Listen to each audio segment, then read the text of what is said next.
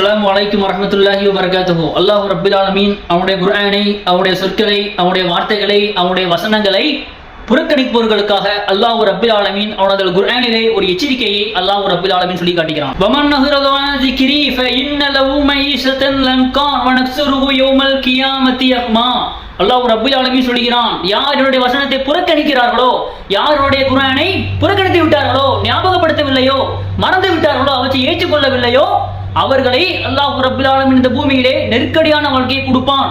நாளை மறுமையிலே அவர்கள் எழுப்பப்படும் பொழுது கண் பார்வை இல்லாதவர்களாக, கண் பார்வை இழந்து குருடனாக எழுப்பப்படுவான் என்று அல்லாஹ் ரப்பில் ஆலமீன் அவருடைய குர்ஆனிலே சொல்லி காட்டுகிறான். அப்பொழுது எழுப்பப்பட்ட அந்த மனிதன் கூறுவான், கால ரப்பி லிமக்ஷர்தனி அஹ்மா வகதுபூது பஷீரா. யா அல்லாஹ், நான் இந்த பூமியிலே பார்வை எனக்கு இருந்துச்சு, பார்வையுடனாக இருந்தேனே, நல்லா பார்த்தேன், ஏன் என்னை இப்படி எழுப்பினாய்? இப்பொழுது அல்லாஹ் ரப்பில் ஆலமீன் சொல்லுவான், கால கதலிக தத்க ஆயாத்துனா ஃபனஸீதஹா யௌம தூஸா. இந்த பூமியிலே நீ என்ன செய்தாய், என்ன செய்து கொண்டிருந்தாய்? எம்முடைய வசனங்கள் உம்மிடம் வந்தன, எம்முடைய சொற்கள் உம்மிடம் வந்தன, என்னுடைய குர்ஆன் உம்மிடம் வந்தன. அவற்றை நீ என்ன செய்தாய்? புறக்கணித்து விட்டாய், அவற்றை நீ மறந்து விட்டாய், அவற்றை நீ ஞாபகமே கொள்ளவில்லை.